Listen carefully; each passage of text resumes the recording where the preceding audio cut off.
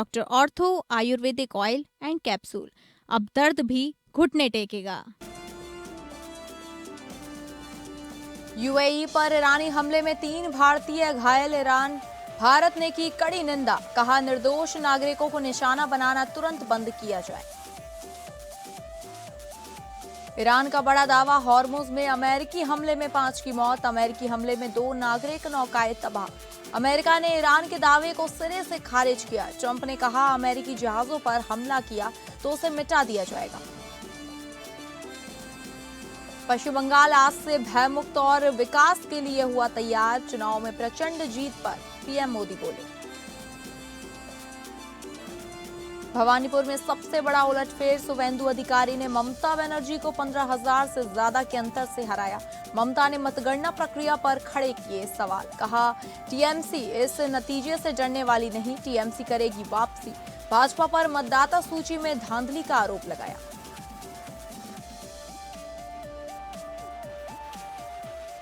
नमस्कार, आप सभी का स्वागत है टॉप अपडेट्स में और मैं हूं आपके साथ अंकिता सिंह। शुरुआत करेंगे टॉप अपडेट्स की। पश्चिम बंगाल में प्रचंड जीत के बाद पीएम मोदी बीजेपी मुख्यालय पहुंचे, जहां कार्यकर्ताओं ने मोदी मोदी नारों से भव्य स्वागत किया। पीएम ने घोषणा की कि बंगाल की नई सरकार पहली कैबिनेट बैठक में आयुष्मान योजना लागू करेगी। उन्होंने कहा कि बीजेपी बंगाल में भयमुक्त माहौल बनाएगी। पीएम मोदी ने इसे ऐतिहासिक और अभूतपूर्व दिन बताते हुए कहा कि यह लोकतंत्र में विश्वास का प्रतीक है और नया इतिहास रचा गया। उन्होंने बंगाल के लोगों से राजनीतिक हिंसा बंद करने की अपील की और कहा कि लाखों जिंदगियां हिंसा में गई हैं। अब बदलाव और भय नहीं, विकास की बात होनी चाहिए। पीएम ने सभी दलों से अपील की कि वोट के भेदभाव को भूलकर आगे बढ़े। उन्होंने कार्यकर्ताओं की खुशी में शामिल होते हुए बंगाल में शांति और विकास का संदेश दिया। देश के 4 राज्यों और 1 केंद्र शासित प्रदेश में हुए विधानसभा चुनाव के नतीजे आ चुके हैं। पश्चिम बंगाल में पहली बार भाजपा का कमल खिल चुका है। भाजपा ने टीएमसी को पटखनी देते हुए 206 सीटें हासिल की हैं। भाजपा कार्यकर्ता जश्न मना रहे हैं। भाजपा के राष्ट्रीय अध्यक्ष नितिन नवीन ने आज दिल्ली के सीआर पार्क में काली बाड़ी मंदिर में पूजा अर्चना की। इस दौरान उनके साथ सीएम रेखा गुप्ता, सांसद बांसुरी स्वराज, भाजपा दिल्ली चीफ वीरेंद्र सचदेवा भी मौजूद रहे। इस मौके पर भाजपा के राष्ट्रीय अध्यक्ष नितिन नवीन ने कहा कि पश्चिम बंगाल की जनता को बहुत अभिनंदन। मैं मानता हूं कि पश्चिम बंगाल की संस्कृति और विरासत को प्रधानमंत्री मोदी अपने नेतृत्व में आगे ले जा सकते हैं। मैं कामना करता हूं कि सभी राज्यों में शांति और समृद्धि रहे। पश्चिम बंगाल की भवानी सीट पर बड़ा उलटफेर हुआ। बीजेपी के शुभेंदु अधिकारी ने मुख्यमंत्री ममता बनर्जी को 15,114 वोटों से हराया। वह जीत के बाद अधिकारी ने इसे ममता की राजनीति से विदाई की शुरुआत बताया। उन्होंने कहा कि हिंदू, सिख, जैन, बौद्ध और सीपीएम के पारंपरिक वोटरों का भी समर्थन मिला। वहीं ममता बनर्जी ने मतगणना पर सवाल उठाए, आरोप लगाया कि 3 बजे के बाद उनके कार्यकर्ताओं से मारपीट हुई, काउंटिंग सेंटर में जाने से रोका गया और सीसीटीवी कैमरे बंद कर दिए गए। एजेंट्स को प्रवेश नहीं मिला और अधिकारियों से बात के बाद भी कार्रवाई नहीं हुई। इन आरोपों के बावजूद ममता ने हार नहीं मानी। उन्होंने कहा कि टीएमसी इस नतीजे से नहीं डरेगी और जल्द जोरदार वापसी करेगी। इस नतीजे को बंगाल की राजनीति में बड़े बदलाव का संकेत माना जा रहा है। 18 दिन के सीजफायर के बाद पश्चिम एशिया में तनाव फिर बढ़ गया है। यूएई में ईरानी ड्रोन हमले, बहरीन में रेड अलर्ट और हॉर्मुज स्ट्रेट संकट से चिंता बढ़ी है। ईरानी मीडिया ने दावा किया है कि अमेरिका ने 2 नागरिक नौकाओं पर हमला किया, जिसमें 5 नागरिक मारे गए। ईरान ने कहा कि IRGC की वोट नहीं। अमेरिका ने चुप्पी साधते हुए हॉर्मुज से 2 जहाज निकाले। अमेरिका ने ईरान के अमेरिकी नौसैनिक जहाज पर हमले के दावे को मनगढ़ंत बताया। बहरीन ने नेशनल इमरजेंसी घोषित की। यूएई ने कहा कि ईरानी ड्रोन ने फुजैरा तेल केंद्र में आग लगाई। ब्रिटिश सेना ने भी मालवाहक जहाज में आग की पुष्टि की। हमलों के बाद तेल 6% महंगा हुआ। ईरान के विदेश मंत्री अब्बास अराक्ची ने हमलों से इनकार किया और कहा कि सैन्य समाधान नहीं है, कूटनीति से हल निकले। ट्रंप ने चेतावनी दी कि अमेरिकी जहाजों पर हमला हुआ तो ईरान को मिटा दिया जाएगा। संयुक्त अरब अमीरात के फुजैरा ऑयल इंडस्ट्रियल जोन पर ईरान के मिसाइल और ड्रोन हमले में 3 भारतीय नागरिक घायल हो गए। अमीराती अधिकारियों के अनुसार हवाई सुरक्षा प्रणालियों ने कई आने वाले खतरों को बीच में ही नष्ट कर दिया, लेकिन मिसाइलों के मलबे से कुछ जगहों पर नुकसान हुआ है। अबू धाबी स्थित भारतीय दूतावास ने एक्स पर जानकारी देते हुए कहा, फुजेरा में हुए हमलों में 3 भारतीय नागरिक घायल हुए हैं। हम प्रभावित भारतीयों को उचित चिकित्सा देखभाल और सहायता सुनिश्चित करने के लिए स्थानीय अधिकारियों के संपर्क में हैं। दूतावास ने कड़े शब्दों में हमले की निंदा की। बयान में कहा गया कि यह बिल्कुल भी स्वीकार्य नहीं है। हम मांग करते हैं कि शत्रुतापूर्ण गतिविधियां और नागरिक बुनियादी ढांचे व निर्दोष नागरिकों को निशाना बनाना तुरंत बंद किया जाए। दूतावास प्रभावित लोगों की मदद के लिए स्थानीय प्रशासन के साथ मिलकर काम कर रहा है। असम बंगाल में जीत, झांसी में जश्न। असम और पश्चिम बंगाल में बीजेपी के शानदार प्रदर्शन के बाद झांसी में कार्यकर्ताओं ने जीत का जश्न मनाया। शहर के विभिन्न इलाकों में ढोल नगाड़ों के साथ मिठाइयां बांटी गई और आतिशबाजी पर खुशी जाहिर की गई। कार्यकर्ताओं ने एक दूसरे को मिठाई खिलाकर जीत की बधाई दी और ढोल नगाड़ों की धुन पर नाचते नजर आए। कई जगहों पर आतिशबाजी भी की गई, जिससे पूरे माहौल में उत्साह का रंग भर गया। बीजेपी नेताओं ने इस जीत को प्रधानमंत्री मोदी की नीतियों और संगठन की मेहनत का परिणाम बताया। उनका कहना है कि जनता ने विकास और सुशासन पर भरोसा जताया है। वहीं पार्टी कार्यकर्ताओं ने कहा कि यह जीत आने वाले चुनाव के लिए भी सकारात्मक संकेत है।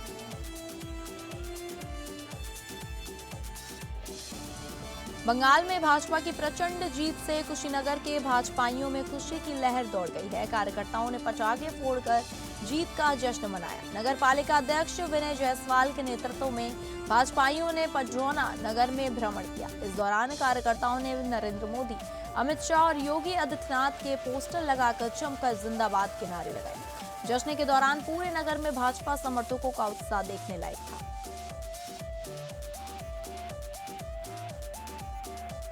मथुरा में भाजपा की चुनावी जीत के बाद समर्थकों ने जमकर जश्न मनाया। श्री कृष्ण जन्मभूमि परिसर में सनातनी हिंदू एकत्र हुए, मिठाइयां बांटी और एक दूसरे को बधाई दी। इस मौके पर मंदिर मस्जिद विवाद के याचिकाकर्ता दिनेश फलाहारी महाराज ने जीत का श्रेय मुख्यमंत्री योगी आदित्यनाथ को दिया।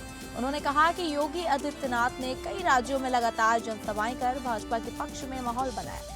यूपी में बेहतर कानून व्यवस्था, माफियाओं पर कार्रवाई और बुलडोजर नीति से प्रभावित होकर अन्य राज्यों की जनता ने भी भाजपा को चुना।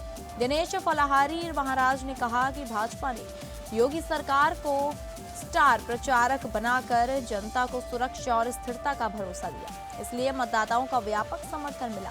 बंगाल का जिक्र करते हुए उन्होंने आरोप लगाया कि तृणमूल कांग्रेस के कार्यकर्ताओं की गुंडागर्दी से परेशान जनता ने बदलाव के लिए भाजपा को वोट दिया। समर्थकों ने सबका साथ सबका विकास के नारों के साथ जीत का जश्न मनाया और इसे देश में शांति और विकास की दिशा में बड़ा कदम बताया। कांग्रेस प्रदेश अध्यक्ष अजय राय फिलहाल मेदांता अस्पताल में भर्ती हैं। सोमवार को उनके स्वास्थ्य का हाल जानने के लिए कई प्रमुख धर्मगुरु अस्पताल पहुंचे और उनसे मुलाकात की। मौलाना यासूब अब्बास ने अजय राय से मुलाकात कर उनका कुशलक्षेम पूछा। उन्होंने अजय राय के जल्द पूर्ण रूप से स्वस्थ होने के लिए ईश्वर से प्रार्थना की और उनके दीर्घायु जीवन की कामना की। मौलाना यासूब ने कहा कि अजय राय ने हमेशा समाज के सभी वर्गों के लिए काम किया और उनका स्वस्थ रहना बेहद जरूरी है। वहीं धर्मगुरु मौलाना सैयद सैफ अब्बास भी मेदांता पहुंचे और अजय राय के स्वास्थ्य की जानकारी ली। उन्होंने अस्पताल में मौजूद परिजनों और डॉक्टरों से भी बातचीत की। मौलाना सैफ अब्बास ने अजय राय के शीघ्र स्वास्थ्य लाभ के लिए दुआ की और कहा कि पूरा प्रदेश उनके जल्द ठीक होने की प्रार्थना कर रहा है।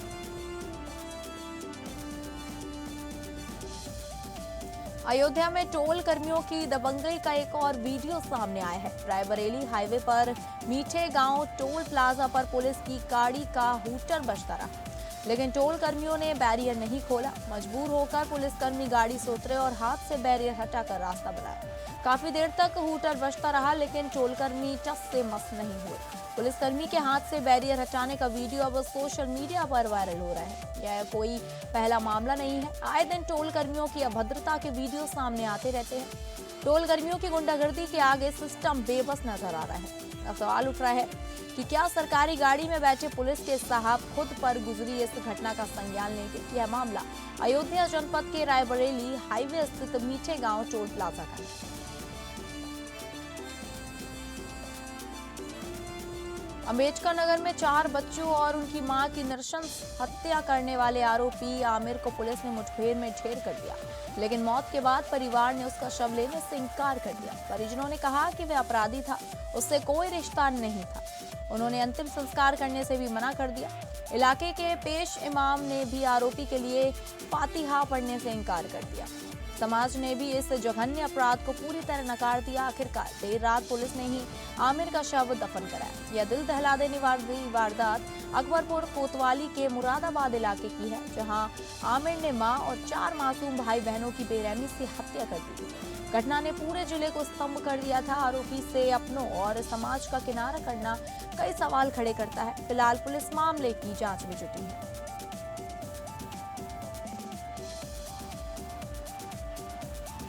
आगे बढ़ेंगे, जहां लखनऊ के पारा थाना क्षेत्र से दबंगई का हैरान करने वाला वीडियो सामने आया है। मामूली कहासुनी के बाद एक आरोपी ने आरडीएसओ कर्मचारी पर लोहे की रॉड से ताबड़तोड़ हमला कर दिया।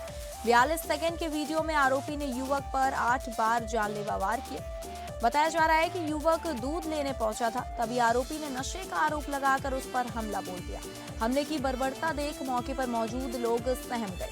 घटना से पूरे इलाके में दहशत का माहौल है। वीडियो सोशल मीडिया पर तेजी से वायरल हो रहा है। इस घटना के बाद पारा इलाके में सुरक्षा व्यवस्था पर सवाल उठ रहे हैं।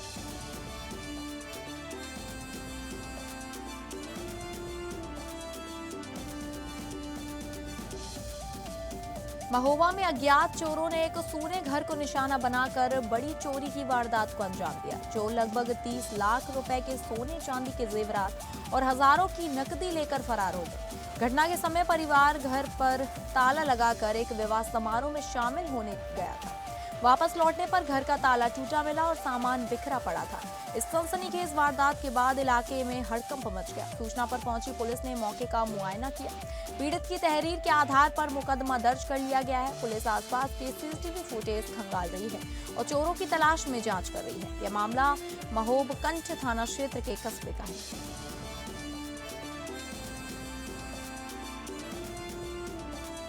महोबा पुलिस को बड़ी सफलता मिली है। हत्या के मामले में फरार चल रहे 25-25 हजार रुपए के 2 इनामी आरोपियों को गिरफ्तार कर लिया गया है। आरोपियों पर पुत्र की हत्या और पिता पर जानलेवा हमला करने का आरोप था।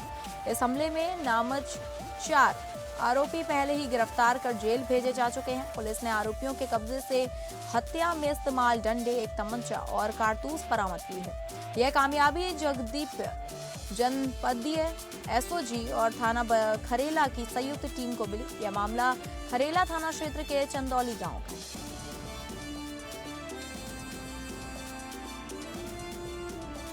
पीलीभीत में बस के अंदर छेड़छाड़ का विरोध करना यात्रियों को भारी पड़ गया। महिलाओं से अभद्रता का विरोध करने पर दबंगों ने यात्रियों को पीट डाला, लेकिन अब पुलिस ने कार्रवाई करते हुए 2 आरोपियों को गिरफ्तार कर लिया है। मामला थाना बरखेड़ा क्षेत्र का है, जहां 2 मई को बस में सफर कर रही महिलाओं के साथ छेड़छाड़ की गई। जब कुछ लोगों ने इसका विरोध किया तो आरोपियों ने मारपीट शुरू कर दी। इस हमले में कई लोग घायल हो गए। घटना के बाद पीड़ित की शिकायत पर पुलिस ने मुकदमा दर्ज किया और आरोपियों की तलाश शुरू कर दी। पुलिस ने घेराबंदी कर 2 आरोपियों जहीर अहमद और सरवर को गिरफ्तार कर लिया। पुलिस के मुताबिक दोनों आरोपी वारदात के बाद फरार थे, जिन्हें अलीगढ़ रोड की तरफ जाते समय दबोच लिया गया। फिलहाल पुलिस दोनों को कोर्ट में पेश कर आगे की कार्रवाई कर रही है।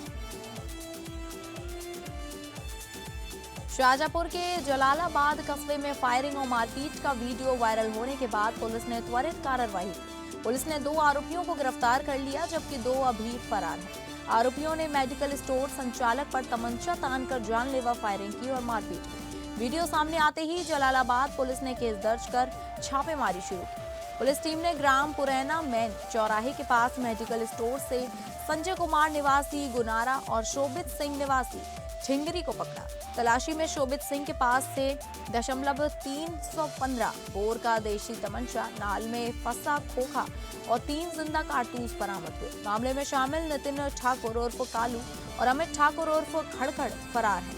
पुलिस उनकी गिरफ्तारी के लिए लगातार दबिश दे रही है। नीट छात्रा 4 दिन से लापता, पुलिस के हाथ अब तक खाली। महोबा में नीट की तैयारी कर रही एक छात्रा परीक्षा से 3 दिन पहले रहस्यमय ढंग से लापता हो गई। 4 दिन बीतने के बाद भी पुलिस उसका कोई सुराग नहीं लगा पाई। परिजन न्याय की आस में दर दर भटकने को मजबूर हैं। उन्होंने एसपी को शिकायती पत्र देकर छात्र के अपहरण की आशंका जताई। परिजनों ने छेड़छाड़ के पुराने मुकदमे में नामजद आरोपियों पर ही अपहरण का आरोप लगाया। पीड़ित परिवार ने एसपी से जल्द छात्रा को बरामद करने की मांग की है। छात्रा बीती 30 अप्रैल को शहर कोतवाली क्षेत्र के रामकथा मार्ग से गायब हुई थी। बुलंदशहर में तेज रफ्तार क्रेटा कार ने ई रिक्शा को पीछे से जोरदार टक्कर मार दी। टक्कर के बाद बेकाबू कार डिवाइडर फांदकर दूसरी ओर खाई में जा गिरी। हादसे में ई रिक्शा सवार 2 पुरुष और 1 महिला घायल हो गए। कार चालक मौके से फरार हो गया। पुलिस ने घायलों को तुरंत अस्पताल पहुंचाया। सभी की हालत सामान्य बताई जा रही है। घायल लोग अगौता थाना क्षेत्र के लोगला गांव से गुलावटी जा रहे थे। पुलिस ने क्रेन की मदद से क्रेटा को खाई से बाहर निकाला। यह हादसा मेरठ बदायूं हाईवे 234 पर गुलावटी कोतवाली क्षेत्र के खुशलापुर कट के पास हुआ। ग्रेटर नोएडा में ईस्टर्न पेरिफेरल एक्सप्रेसवे पर दर्दनाक सड़क हादसा हुआ। एक तेज रफ्तार ट्रक ने वैगनर कार को पीछे से जोरदार टक्कर मार दी। हादसे में कार सवार 3 लोगों की मौके पर ही मौत हो गई, जबकि एक बच्ची गंभीर रूप से घायल हो गई। घायल बच्ची को तुरंत अस्पताल में भर्ती कराया गया। सभी कार सवार भीलवाड़ा राजस्थान से बनारस जा रहे थे। हादसे के बाद ट्रक चालक मौके से फरार हो गया। पुलिस ने ट्रक को कब्जे में ले लिया है और चालक की तलाश कर रही है। यह घटना दादरी थाना क्षेत्र के ईस्टर्न पेरिफेरल एक्सप्रेसवे की है। दुनिया के सबसे बड़े फैशन इवेंट मेट गैला 2026 का आगाज हो चुका है। इस बार बॉलीवुड फिल्म मेकर करण जौहर ने रेड कार्पेट पर अपना धमाकेदार डेब्यू किया है। उन्होंने मशहूर डिजाइनर मनीष मल्होत्रा द्वारा तैयार किया गया आउटफिट पहना, जो महान चित्रकार राजा रवि वर्मा की पेंटिंग से प्रेरित था। भारतीय कला और संस्कृति का यह मेल सोशल मीडिया पर खूब वाहवाही बटोर रहा है। दूसरी ओर फैंस को उस वक्त निराशा हाथ लगी जब खबर आई कि दीपिका पादुकोण इस साल मेट गाला का हिस्सा नहीं बनेगी। रिपोर्ट्स के मुताबिक दीपिका अपनी अपकमिंग फिल्म किंग की शूटिंग में व्यस्त है, जिसमें वह शाहरुख खान के साथ नजर आएंगे। हालांकि कुछ लोग उन्हें उनकी प्रेगनेंसी से जोड़कर देख रहे हैं, लेकिन सूत्रों ने स्पष्ट किया कि काम के प्रति अपनी प्रतिबद्धता के कारण उन्होंने इस मेगा इवेंट से दूरी बनाई है। बॉलीवुड के सुल्तान सलमान खान और बेबो करीना कपूर खान के फैंस के लिए एक बड़ी खुशखबरी सामने आ रही है। खबरों की मानो तो यह हिट जोड़ी एक बार फिर बड़े पर्दे पर वापसी करने के लिए तैयार है। करीना कपूर खान मशहूर निर्देशक जोड़ी राज और डीके के एक बड़े बजट वाले सुपर हीरो प्रोजेक्ट के लिए सलमान खान के साथ बातचीत कर रही है। अगर सब कुछ योजना के अनुसार रहा तो बॉडीगार्ड और बजरंगी भाईजान जैसी ब्लॉकबस्टर फिल्में देने वाली यह जोड़ी 5वीं बार साथ काम करेगी। फिलहाल करीना स्क्रिप्ट पर चर्चा कर रही है और जल्द ही आधिकारिक घोषणा होने की उम्मीद है। इसके अलावा करीना हाल ही में अपने पति सैफ के साथ एक इवेंट में स्पॉट की गई, जहां उनके नए लुक की काफी चर्चा हो रही है। उधर सलमान अपनी फिल्म सिकंदर की तैयारियों में भी जुटे हैं।